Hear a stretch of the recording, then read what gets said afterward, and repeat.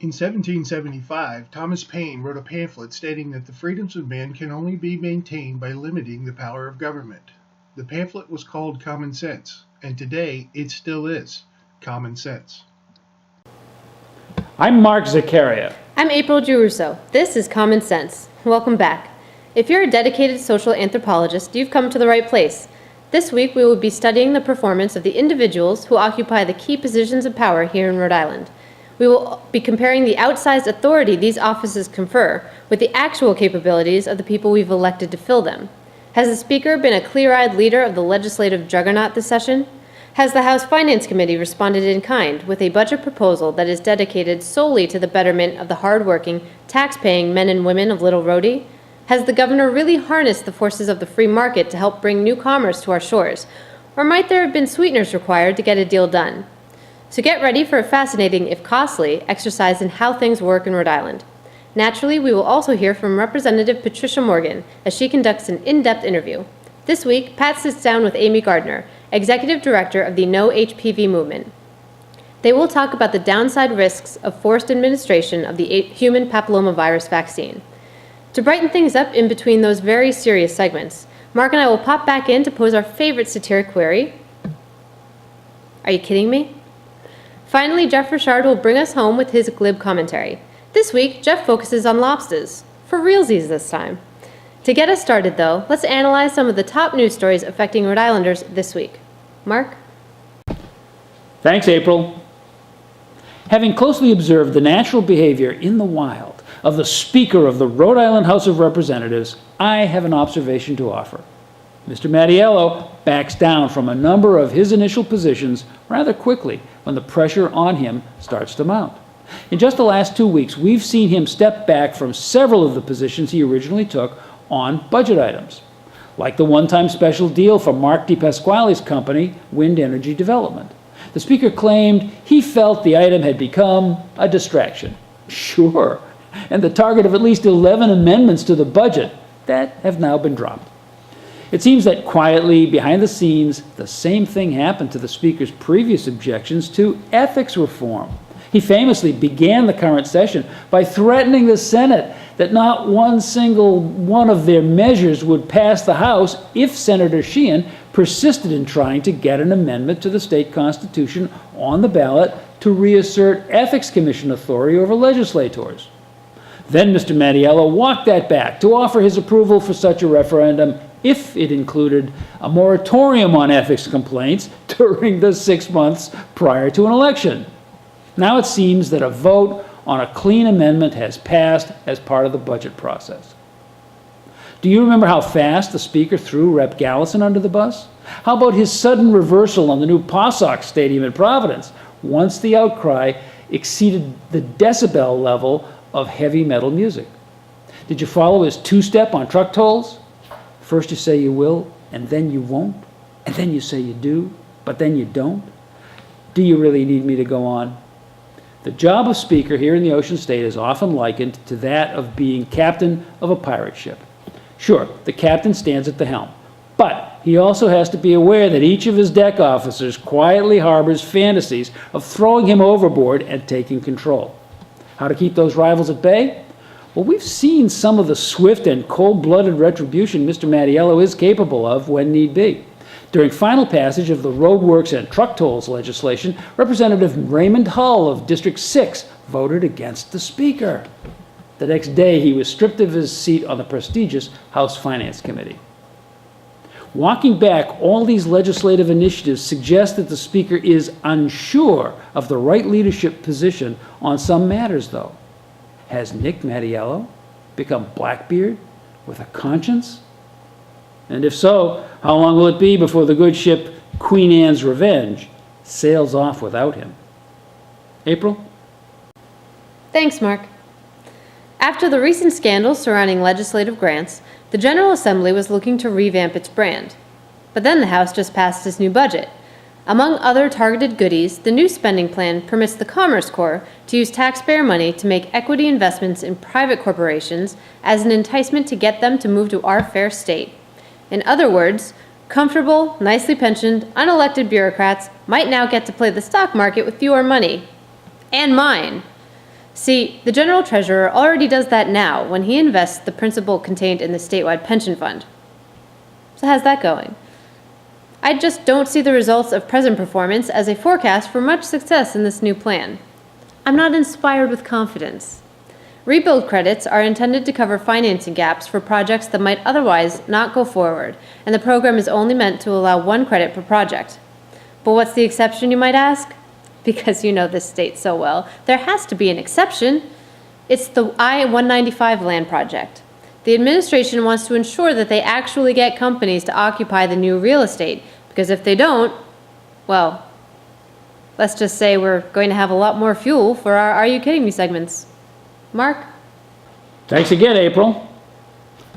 Here at Common Sense, we have to point out the shortcomings of our state government and our governor whenever we feel that the best interests of Rhode Island are not being served first and foremost. So it is incumbent upon us to make a point of highlighting those times when things have been done well by the management team up on Smith Hill. Last week, one such improvement in life here in the Ocean State may have begun to unfold. Governor Gina Raimondo hosted a public appearance at the State House with senior executives of General Electric's Information Technology Division. They announced the establishment of a software development and technical center here in the state. The corporation was represented by the division's Vice President and Chief Technology Officer, Chris Drumgoole. The plan calls for the hiring of approximately 100 engineers to start, with growth from there based on the unit's performance. Drumgoole's team is already in talks with all the state's universities, and the resumes are already flying through cyberspace. There are also proposals for direct state support of this private sector development that we'll hear more about later in this broadcast. In her Projo article on the announcement, though, Kate Bramson made a point that bears repeating and perhaps bears amplifying too. Bramson reports that GE's corporate financial officer, Jeffrey Bornstein, said of Governor Raimondo and her team, quote, "I can tell you that no state that I've interacted with over the last year has done a better job of putting its best foot forward than Rhode Island. And you have a governor that is absolutely, unequivocally relentless," unquote. Note to Governor, relentless is good when it's used to land a deal that will help us. There is no question of the worldwide demand for the software and process improvement products General Electric seeks to produce here. Bornstein himself cited the potential for the ecosystem of Rhode Island to produce for the company and, thereby, increase its importance to GE and the GE infrastructure that will grow here. Unless onerous payments from the public treasury are involved, that sure sounds like a free market opportunity to me. And just think about the Rhode Island economic ecosystem. As a state, we are just like every other jurisdiction in the world, only smaller. So it was easier for Governor Raimondo to corral all the local leaders of government, the academy, and business she needed to bring online for this project. It ought to be a model for project management that can be repeated. The key element should not be the dowry offered to a hesitant suitor to force acceptance of a suboptimal deal. No, this time, I hope we were able to showcase the assets GE needed, not only the intellectual property to do the job, but the social and community teamwork to facilitate the evolution of the business unit. I trust the governor demonstrated that Rhode Island has an environment that is conducive to the success of this kind of business. If so, great! Now let's do it again. You probably thought of Little Rhodey as just plain small. Who knew we were actually a lean, mean business partnership machine? April? Whoa! Success story. Maybe. Thanks, Mark. That wraps up our analysis of the news this week in the Ocean State. Before we move on to the start of Representative Patricia Morgan's interview on the questions surrounding vaccine use, let's lighten things up just a bit. Let's ask a question. Are you kidding me? Humorist P.J. O'Rourke's book on economics is named Eat the Rich. Now a member of Congress from Wisconsin wants to update her political science credentials by drug testing the rich. Are you kidding me? Milwaukee Congresswoman Gwen Moore takes offense at drug testing requirements for welfare recipients, as proposed by House Speaker Paul Ryan. She feels it is a discriminatory and stigmatizing public humiliation that should not be tolerated. Nationwide, results since programs of this nature first appeared in 1996 would seem to bear out her position. The Wisconsin plan, initiated by Governor Scott Walker, has shown negligible results. In Florida, Governor Rick Scott's program has reduced welfare costs by approximately 4%. Similar statistics are available from all 20 of the states that have implemented similar programs.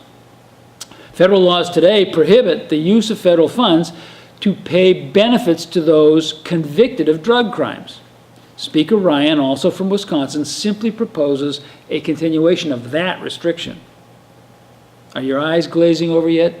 Are you dozing off in the face of this stream of boring, even if important details? If so, you've got to give some credit to Representative Gwen Moore. She has succeeded in elevating the issue through sarcasm, the way P.J. O'Rourke succeeded in selling books by using a provocative title. Moore has suggested that the IRS review drug testing on taxpayers before granting $150,000 or more of itemized deductions on any income tax return. She ignores the fact that those million-dollar-plus incomes are earned in one way or another. She overlooks the logistical nightmare of securing those samples, testing them, and then protecting the results from unauthorized disclosure. But has she succeeded in making her point? Welfare benefits are not a paycheck issued in return for some contracted service. They are not Social Security checks, long promised in return for a career of paying into the system. There are and should be different criteria placed on welfare eligibility.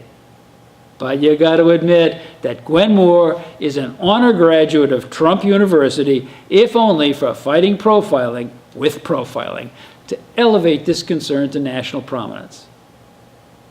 Have we entered the age of universal political self-promotion? Are you kidding me? Welcome to Common Sense Rhode Island. This is a program where we try to make sense out of the policies that affect your life and come up with common sense solutions. I'm Representative Patricia Morgan, and I have with me today, or we have with us today, Aimee Gardiner, who is the Director of Rhode Islanders Against Mandated HPV Vaccination. Yes. It's a mouthful. Yeah, I was just going to say that's a mouthful. So what is your mission statement for this group? What are you trying to accomplish? We're working to take away the mandate so that it is for the vaccine, so it is not associated to the school education. That we feel the vaccine being offered is one thing, and attaching it to school is a whole other thing. All right, for our viewers who don't understand what you're talking about, what do you mean it's attached to school?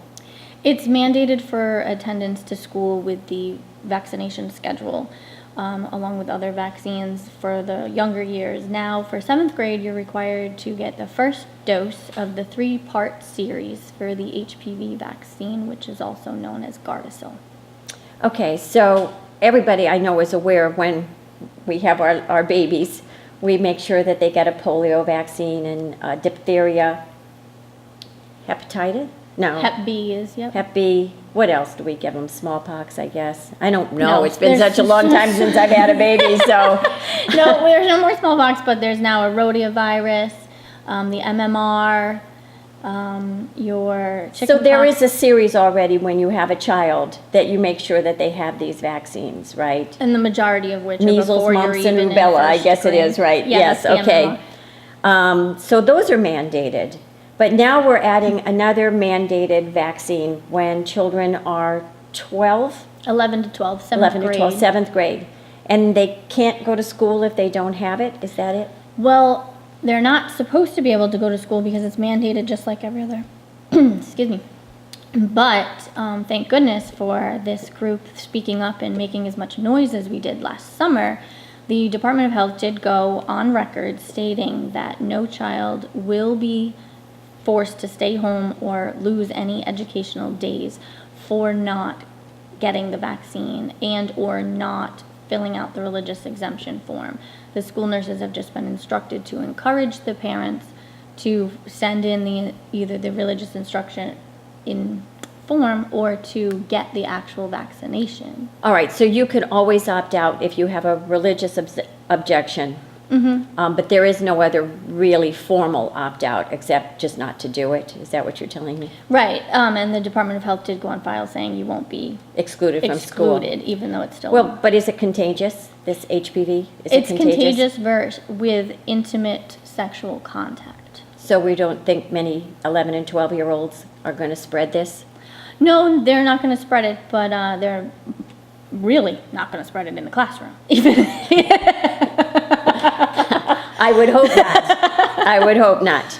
All right, so it's only contagious through sexual contact. So it's not where somebody's coughing or they Exactly. can Yeah, you can't just touch touch somebody and spread share it.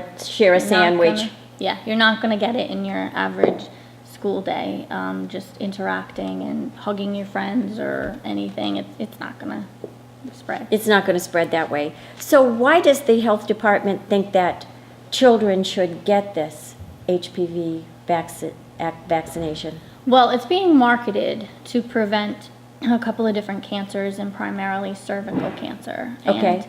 And when we questioned the Rhode Island Department of Health in regards to the mandate, they felt that mandating the vaccine was the way to increase the vaccination rate. So basically they did it because they just wanted to see the numbers get higher, that more people were getting it, and totally disregarded the parental rights and civil rights that there comes a point where this has nothing to do with school. So it's one thing to have a educational program out there or some kind of a informational session to inform the public and let them know, but to mandate it for school is way more. Okay, so let me just ask, so HPV virus, if you get it, it makes you sick. Makes you sick? No. Most HPV, human papillomavirus strains are asymptomatic. Human papilloma virus strain. Okay. Most of which are asymptomatic. You don't have any idea that you even have it. Okay. And it doesn't lead to something worse? In some cases, it does lead to cancer, cervical cancer, you said. Yes, there's a couple of different cancers that it is associated to. There's also a colon cancer, and a genital warts is another thing that could. But it's there is over 150 strains, and the Gardasil vaccine covers 4, and then there's a predecessor Gardasil 9, which covers 9. So there's 2 different HPV vaccines, but and it covers 13 of the how many strains? no 9. And 9 of the B and 4 of the, 13, 9, it doesn't matter. So it does it cover all of the strains or just a few of no, them? it's just there's actually approximately 15 to 20 strains that are associated to cancer, and the vaccine covers 9. And then Okay. in total of all different kinds of strains, there's over 150. Okay, and it doesn't cover all of those. Not by So it far. only actually prevents a certain number of them. Of the people who become infected with the human papillomavirus, how many of them develop cancer? 90% of all people that get it their body naturally clears within 2 years. Okay, their body fights it by itself. Okay. Yep, so there's only 10% of all of the cases where it could develop to something more, and in its extremely slow growing, slow process. So if you're getting pap smears, you're getting your regular checkups, and you're taking regular doctor visits, you're probably not going to have anything develop. I mean, there's always that smaller So percentage. there are treatments for it. Yes, exactly. Okay. And so, yeah, so if you're getting pap smears, it can be noticed. If you're getting, if it developed into something more, it'll be noticed during that particular procedure. And then there can be treatments, or sometimes it just gets watched because sometimes they notice something, but it's not far enough for them to say, okay, we'll do more. Come back in 6 months, let's see if it cleared itself or you need more. Okay, but there are people who it does really develop into cervical cancer, uterine cancer. ovarian cancer, all of those? I don't believe ovarian cancer is Okay. included, no, but there's a colon cancer that men can develop Okay. from an HPV also. Okay, and do you have any idea what percentage of the people? I don't know the What- percent, but I know approximately 23,000 cases in the United States each year are diagnosed with cervical cancer, and approximately 4,000 deaths each year. Okay, so 4,000 across the United States. And is that from the virus or it's just from any cause? We don't know if it's from the virus. Right, it's from altogether, that's what it is. Okay, well, so we have some idea now, and we're going to take a break, and when we come back, we'll talk about the vaccine and some of its issues. With our big new shiny budget getting passed all over Smith Hill, you may be wondering to yourself what exactly goes into the overall figures. Are you thinking that the majority of the funds will go towards schools, state services, or otherwise useful expenditures of taxpayer money? Are you kidding me? Let's take, for example, the Garrahy Courthouse parking lot structure. Reps Carnival, Almeida, McKiernan, and Slater believe that there should be more parking around the Rhode Island Convention Center. The bill that they submitted would finance said parking garage and authorize the state to enter into a financing lease for the space. That all sounds well and good. Providence is a city. Cities are notorious for lack of parking. Why not make it easier for people to travel downtown? Except they're asking $45 million to do it. When I read the measure, at first, I thought, oh, 45 grand isn't too bad. But there's a whole other group of zeros I completely passed over. I had to go back and reread with that expression. You know the one, when you realize something a little too late and you're like, what? So yeah, this is not to exceed $45 million. 6 zeros, just to be clear. But let's face it, you and I aren't going to be surprised if it does end up exceeding that amount. Think of the union staff it'll take to build this. Think of the hardship the I-195 Commission is having finding tenants for the surrounding real estate. At the end of the day, the taxpayer is going to be hit with more, because if they don't finish this monstrosity in FY17, guess what's going to be on the docket for the next budget? Are you kidding me? Welcome back. I'm Representative Patricia Morgan, and we have with us today Aimee Gardiner, who is the director of a group called the Rhode Islanders Against Mandated HPV Vaccination. And we've just been talking about, I guess, the underlying disease, the human papilloma virus.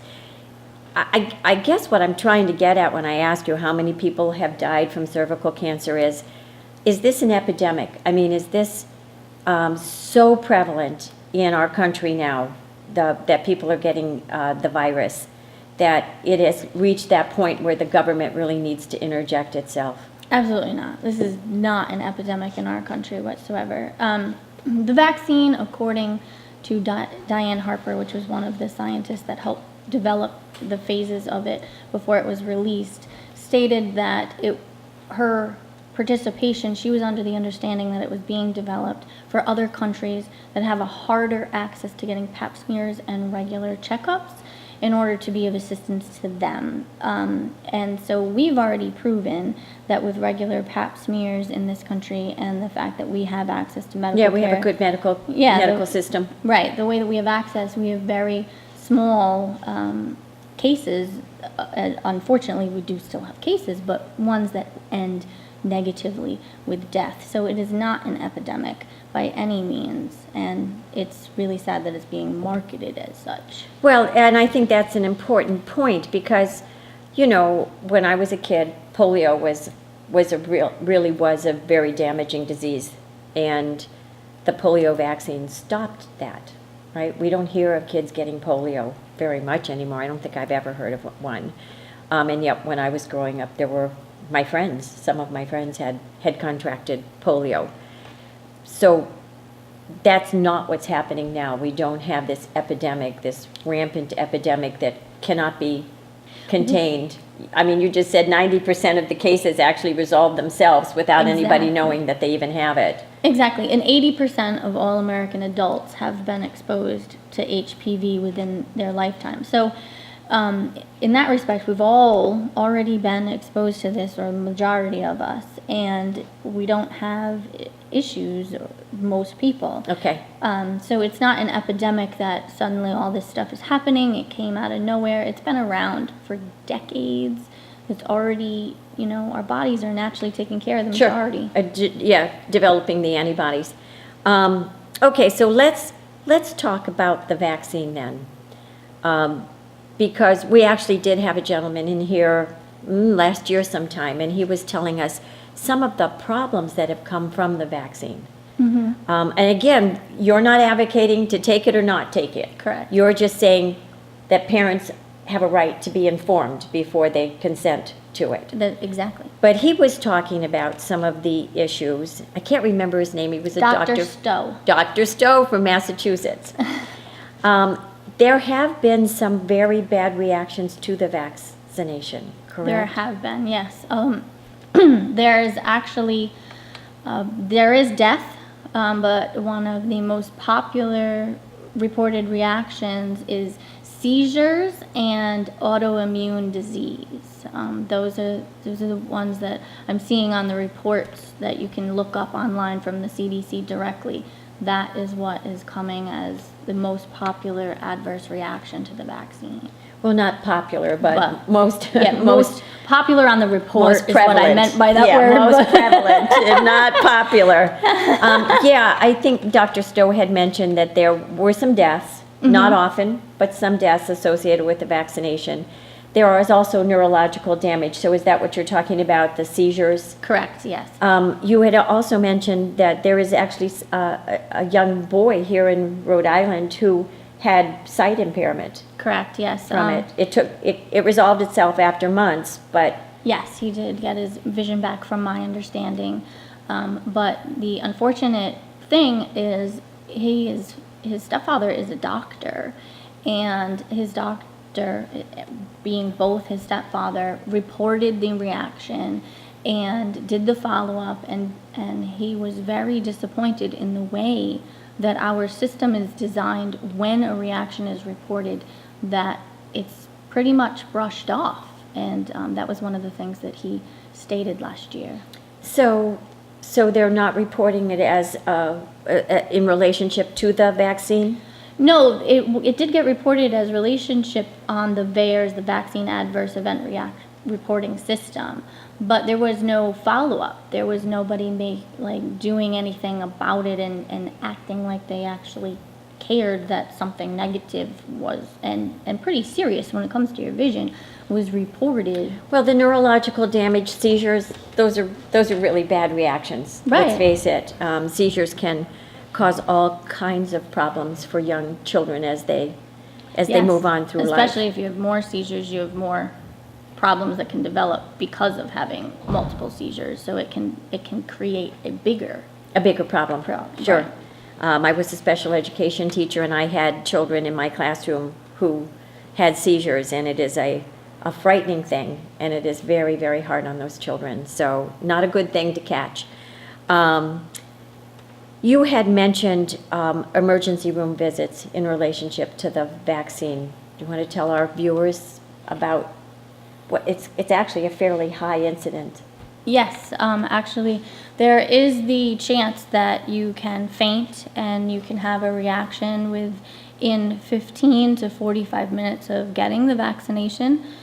Within from 2015 and 2016, according to the reported systems online, there is already 10 reported incidents, in 5 of which required overnight stay at a hospital just from Rhode Island residents. So just make sure that you're doing your research before you make a decision, so you make the decision is best for your family. Yeah, and it's not that all those visits actually result in permanent damage, but parents are thinking, well, it's just like getting the measles, mumps, and rubella, and it's much more serious than that. They can be hospitalized. Yeah, the reaction can be worse, and it is a much smaller percentage than the amount of people that are actually getting the vaccine, but it is a much bigger percentage than every other vaccine's reactions. Yeah, is it double the number or? 4 times, according to the VAERS reporting system from CDC, the amount of reports of the HPV vaccine reactions are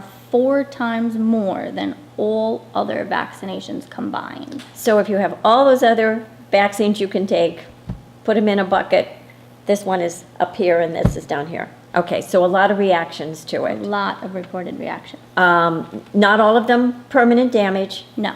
but some of them. Some of them are death.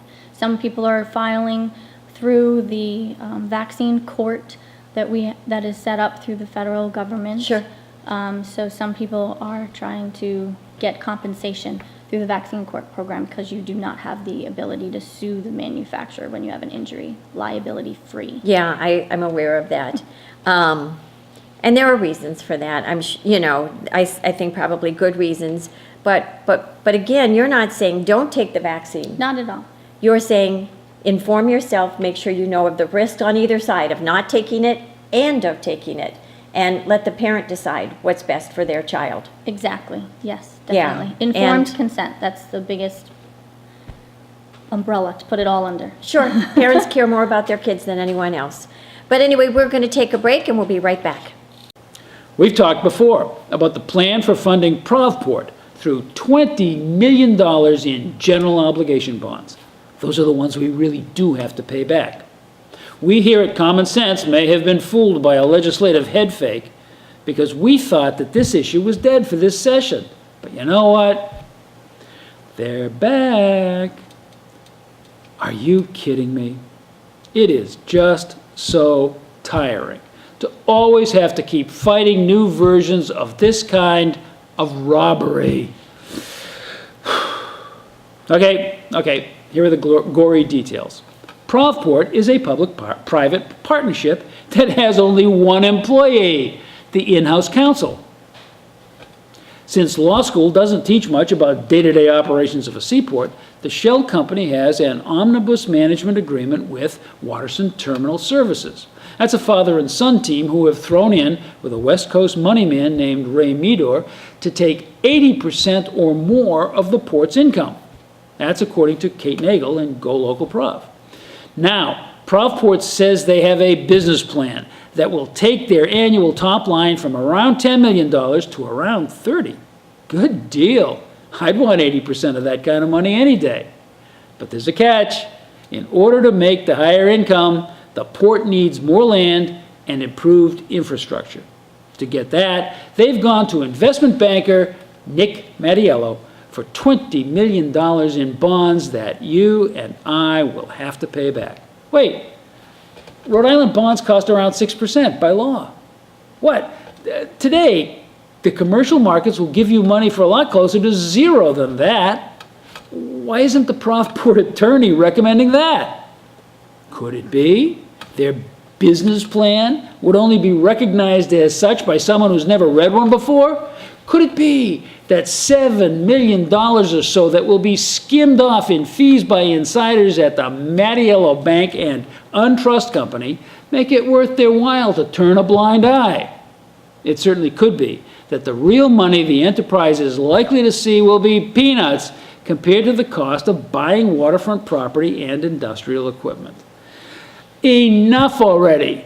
Bottom line, this is 38 Studios all over again. We are getting screwed, and nobody seems to be yelling about it but me. Would you care to join me in a little barking at the moon here? Are you kidding me?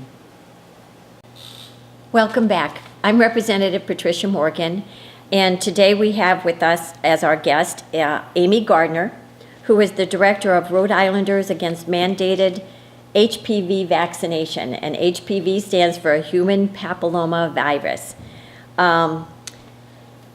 Aimee, where is this push coming from? It's not an epidemic by any means in the United States. It may be more serious, I think you said, in other countries where they don't have the healthcare system that we do. But it's not an epidemic here. So where is this push coming from that now we need to mandate it for our 12-year-olds? Well, there's the CDC itself and the National Vaccine Advisory Committee, which just recently had a conference, and they had a whole half-a-day session specifically discussing the HPV vaccination and how to increase vaccination rates. Were they talking about how it is becoming more and more of a danger for our young people? No, just about how to increase the number of people who are taking the vaccination. Strategy. It was about strategy. How do we get more people to do it? How do we make sure we don't miss opportunities? How do we make sure the doctors are... So they talked about a mobile tracking app for a smartphone to encourage people to download this app, which is not currently out yet. So they can then enter their information, birth date, etc., allergies, and then this app can remind them of things like vaccinations, and try to get people to do things because their phone is reminding them. Sales strategies. Doctors should say that, oh, I gave it to my child. So they're actually encouraging doctors to use the patient-doctor relationship to... Well, doctors, again, I don't have a problem with doctors giving the information, but I'm having a hard time if it's not this rampant epidemic, if 90% of the cases resolved by themselves with no intervention by a physician. I'm not sure why we're mandating it, why is Rhode Island mandating it? I mean, we're talking 11 and 12-year-olds. There are some adverse reactions that are pretty severe.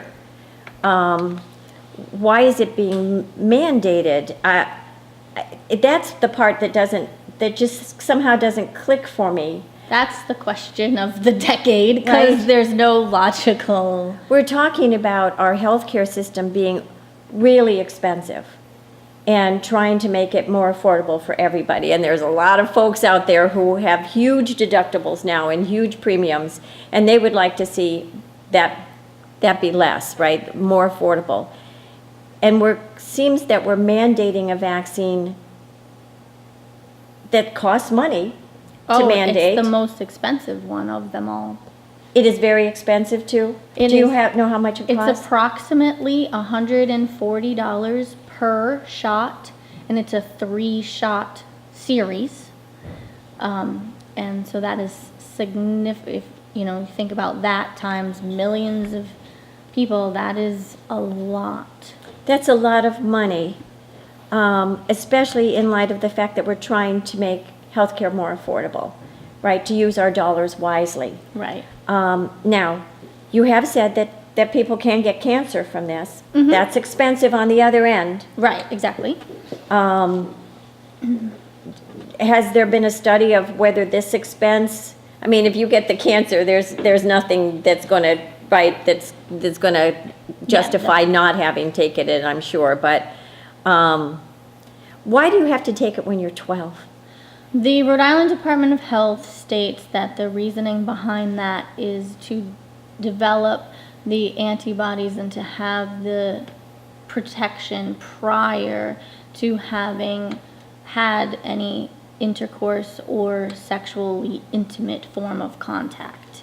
Because once you do have exposure to HPV, if you were already exposed to any of the strains that are in the vaccination does nothing. The vaccination only is effective if you had no previous exposure. Clean slate. Right. And there's actually documentation directly from Merck, the manufacturer, in their study that shows that if you were exposed to one of the strains in the vaccine previous to the vaccination, you have an increased rate of cervical cancer developing from the strain. that actually showed in their study, and that was from Dr. Stowe, found that was on the show last year. Okay, do they do a test before they give you the vaccine then to make sure you haven't been exposed? There's Anyway, no I mean, test. 11 and 12-year-old, I get it's from sexual contact, so probably not. But, No, they're not. And they're not telling like most 11 and 12-year-olds are not already pre-exposed, but they do recommend it for the high schoolers, and it's approved from 9 to 26 years old.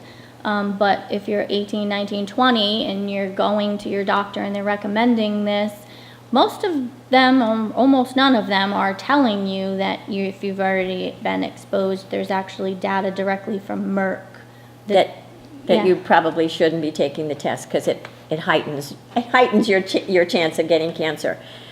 Is there a test to test whether you've been exposed? I've looked up online and I found something that said there is an HPV test. There is an option, but talking to some doctors, they've never heard of it. So there's a disconnect there where it seems there is a test available, but yet a lot of doctors don't realize that it. Well, I mean, honestly, I think you just said 86% of all 80% of all 80% adults of all have been people exposed. have been exposed at one time or another in their life. So I guess that's probably the reason that they want to go younger in giving the vaccine. Right, to well, you've remove been that exposed risk. to one of the strains of HPV at some time, but it doesn't mean you've already been exposed to one of the strains that are associated with cervical cancer. Just means you've been associated to the human papillomavirus. Okay, all right. So you had mentioned that Rhode Island is the only state that mandates it? It was the only state in the nation that had full authority to mandate without legislative oversight. I just recently found out that New Hampshire now also has that authority as of just like 3 years ago or something pretty recent. Their legislature gave them the right to Yeah. mandate vaccines? Yes, their legislator just recently gave them the right. Rhode Island got the right Because we never regulated them. Nah, we let them do whatever they want. All right, so that's why Rhode Island got out there really quickly, and they got money to do it. Well, we think the money that they got was they used To buy the vaccine and give it. right, and we think it was incentive for them to mandate it because it was a program to push the HPV vaccine. It was an HPV grant for $638 some odd dollars, over $500,000, just for an HPV grant in the state of Rhode Island to cover 2014 through October of 2016. So we're coming up on the end of the time frame that grant was intended for. Okay, well, we'll talk about a little bit more of that in a moment, and we'll be right back. Think about some of the things you've lost in the past 2 months. I've probably lost my keys about 60 times. Brinks lost $20,000 because someone didn't think to lock an armored truck. It's been prom season, so you know what some kids have lost. Hey, they're limo deposits. And for the state of Rhode Island, well, as a whole, we lost 3,900 jobs. Are you kidding me? It kind of puts my lost keys in perspective. Most of these lost jobs can be attributed to temporary labor disputes, like the recent Verizon strike. But the national economy as a whole is slowing down. Connecticut and Massachusetts didn't report any change in their unemployment rates, even though they lost 1,400 and 6,400 jobs respectively. But there's one bright spot for Rhode Islanders. Governor Raimondo finally pulled in a big fish, and GE is going to bring jobs to Rhode Island. Like 100 jobs to start. I guess beggars can't be choosers, so yeah, we'll take it. But there's a catch. There always is. GE will apply for $5 million in tax credits over the next 10 years and $565,000 in closing funds. What some might call a competitive strategy, Mark! Others might call corporate welfare. So in a time when we are hemorrhaging jobs, you're going to bring in a Band-Aid and charge the taxpayer for it? Am I oversimplifying this? Maybe I should be focusing some more attention on doing my job better. It's not like there's much opportunity for a center-right satiric news analyst in this state, so I wouldn't want to lose my paycheck. Huh? Oh, right. I don't get paid for this. Are you kidding me? Welcome back to Common Sense Rhode Island. I'm Representative Patricia Morgan, and our guest today is Aimee Gardiner, who is the Director of Rhode Islanders Against Mandated HPV Vaccination. Just wanted to follow up from the last segment, Aimee. You said Rhode Island received a grant for $640,000, and I assumed that that was to buy the vaccine for perhaps the Medicaid program. It's not. No, it's a marketing campaign, basically. It's all about promoting the vaccination, advertising, literally on the internet, YouTube, pop-up ads. And having somebody, I noticed, go around and actually talk to doctors and Paying salaries. tell doctors to start pushing the vaccine. That's a lot of money, $640,000 for marketing. I guess I understand that governments do marketing, but it seems like we do an awful lot of marketing this government anymore. I mean, it makes All sense. our communication specialists out there, and I didn't realize we had one at Department of Health too, pushing this. Yeah, it makes sense. Obviously, the Department of Health's point is to protect our health, so there's certain times where they need to pay to get the information to us. So that part is understandable. There is already an annual or semi-annual vaccination grant that goes around to all of the states in order for them to keep the public informed about these things, and that they have these options and what year your child should get what one and that kind of stuff. What was very concerning is that there was this grant for this much money that is specifically targeted at the HPV vaccination.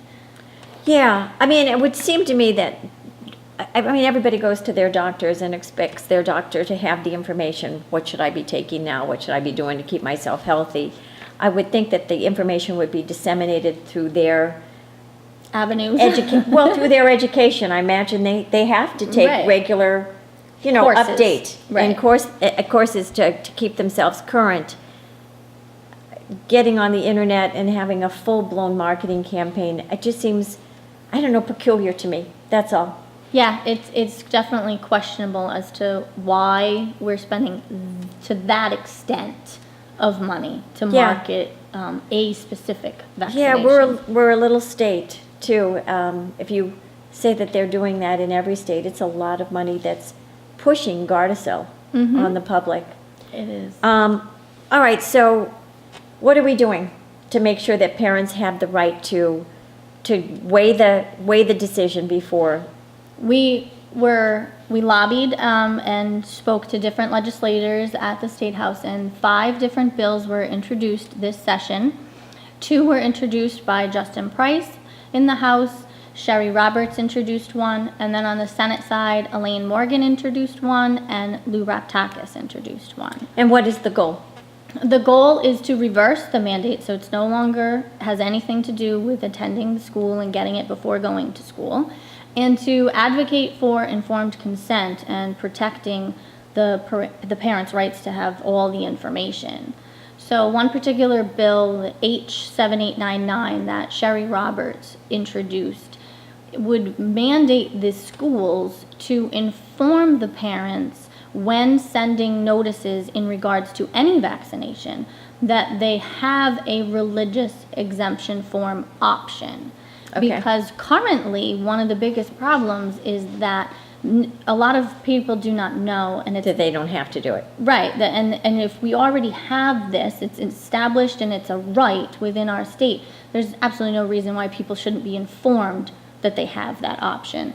And the wording in the letters that comes home from the schools is concerning, especially some districts in particular. Very pushy wording to basically say you're just not going to be allowed to come to school unless you get these vaccines, and never mentions anything about religious or That they medical have, exemptions. yeah, all right, that there are some exemptions that the parents could use. What are the other bills? Justin Price's bills in the House states that the Rhode Island Department of Health would have to basically publicly state that they were considering a vaccine for mandate, and Come for hearings before they mandate it. Yeah, they kind of slipped this one in without anybody knowing that it was coming. They can do that with all of, currently the way it's written, they don't have to tell anybody before they mandate at all. So Representative Price is saying, no, from now on you have to warn the public beforehand so that there's an open period for comment and. Right, exactly. Okay. And also he put a bill in to state that the HPV vaccination would be a parental opt-out. In layman's terms, you can just write a note and hand it to the school nurse, and you don't need an official exemption form. Okay. And then Elaine Morgan's bill takes the mandate right off the books, and then requires the Department of Health hold 3 public meetings before a vaccine is officially mandated. And Lou Raptaka's bill does the same thing with the addition of adding the philosophical exemption, so that parents no longer have to only use the religious exemption, because for particular situations like the HPV vaccine, it's a philosophical reason that. But it's just to protect parental consent. Right. So, and then I forgot to mention, Sherry Roberts' bill seriously does the advocating for informed consent, but also states that any vaccine that is transmitted for that gets transmitted by sexual orientation is not to be mandated. So, sexual conduct, not orientation. Oh yeah, I completely used the wrong word there, but yeah, you did. So that it's transmitted that way is off the mandate. So basically they don't have the option in the future of mandating anything that would be transmitted in that way. Okay. All right. How did the hearings go? Were there many objections to parental consent? The Rhode Island Department of Health submitted an objection to Sherry Roberts' bill on the House side. Basically, their objection boasted the numbers for the HPV vaccination that's already been received. They were proud of where their stance was, and didn't really, my opinion, well, and there's nothing to say that their numbers wouldn't continue to be at high rates. All right. Once a parent looks at it, a parent might say, okay, I'll take the risk. The point is that parents should know that there is some risk. Right. My point of saying that was, I felt that's your reason for objecting, that parents get informed. Like you're just going to boast your numbers. Like it didn't make any sense. Well, anything that's mandated, you're going to get high numbers if it's mandated, right? Exactly. But and again, parents may decide that it's worth the risk. Oh yeah, definitely. That after looking at the information, their doctor says, no, you should do it, right? But again, it's about letting parents make that choice. And the numbers still may stay very high. They very well could be. It's about informed consent and drawing a line. Like it has nothing. It's not going to impact the school day whatsoever. There comes a point where we need to say our rights matter more than your numbers. Basically.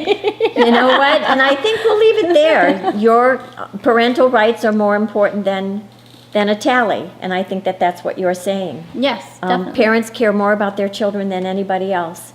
So they should have a right to understand what's happening to those children. Exactly, yes. Okay, before there's something bad that they weren't thinking would happen. Anyway, thank you very much for coming. And to you for... I have always been a fan of the lobster. Seeing them hanging around in the tanks at the lobster pound, I was always intrigued. Strange-looking things with ominous claws. Didn't know much about them at the time and knew that the chances of eating one were pretty slim, as they were always the most expensive thing on the menu, usually market price, whatever that means. As an adult, the little darlings were still too expensive for the food budget, but my interest in them never waned.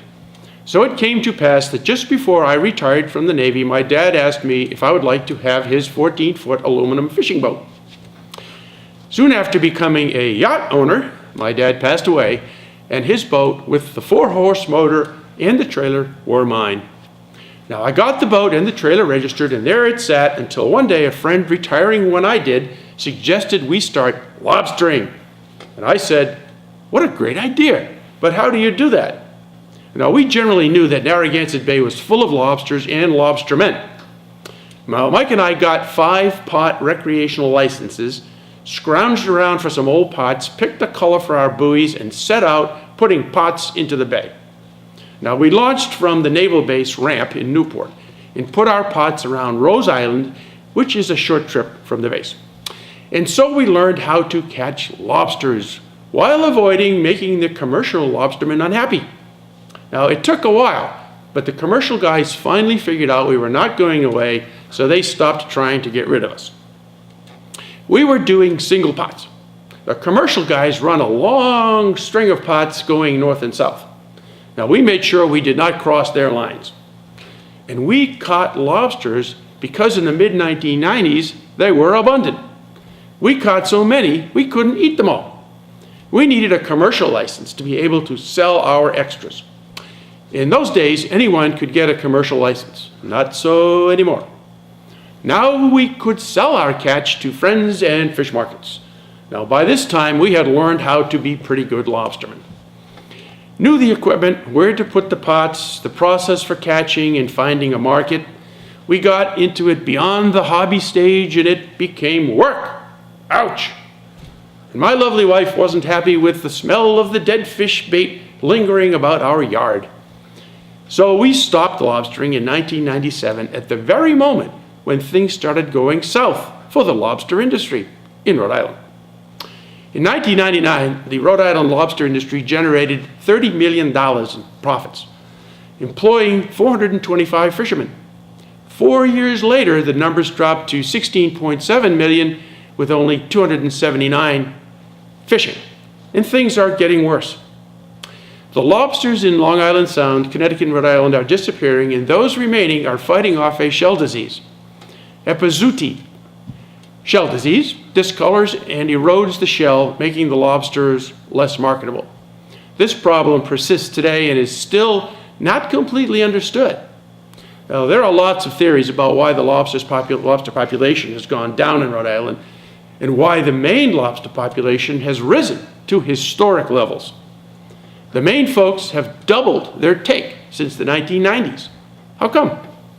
Well, some think it is the change in the water temperature. The Native American lobster likes cold water. Now, our sea temperature in Rhode Island has risen enough to affect the habitat. The relatively colder waters of Maine seem to be doing fine. Maine lobstermen have landed over 100 million pounds each of the last 4 years. So while the lobster industry in New York, Connecticut, and Rhode Island is dying, the folks to the north are thriving. Of course, managing any fishery is difficult. We all know the cod of old are not there anymore. I guess that's good for the lobsters, as cod ate a lot of lobsters. But while the cod were going away, the sea bass showed up to take their place. Sea bass and striped bass love lobster. It's amazing that any lobsters make it to the market, as their life cycle makes them easy prey up to the point when they get big enough to fight back. And of course, they do get big. Now, not all big as the colonial days when 40-pound giants were caught. Actually, nobody wanted them in those days, so they lived long lives. Some people believe that lobsters can live to be 100 years old. They were so plentiful in the 1600s that they were used for fertilizer. Now, Mike, my friend, and I caught lots of lobsters from my little boat. Shoulder and arm muscles built up as we pulled up those heavy wooden pots from 50 feet down. Not always. Sometimes there were 10 or more lobsters in a single pot. Not all keepers, of course. Now, we never did catch any lobsters that were not the standard greenish-brown color. Of course, the chances of catching a blue lobster are 1 in 2 million. An orange one, 1 in 10 million. A yellow or an orange-black calico is 1 in 30 million. Split colors right down the middle, 1 in 50 million. And the really rare white lobster is 1 in 100 million opportunity. So it is unfortunate that the lobster industry in Rhode Island will probably never return to the high water mark. The little darlings are still out there, and we still have the intrepid folks on the water pulling up their pots the same way it has been done for centuries, one pot at a time. But it'll never be the same as the good old days.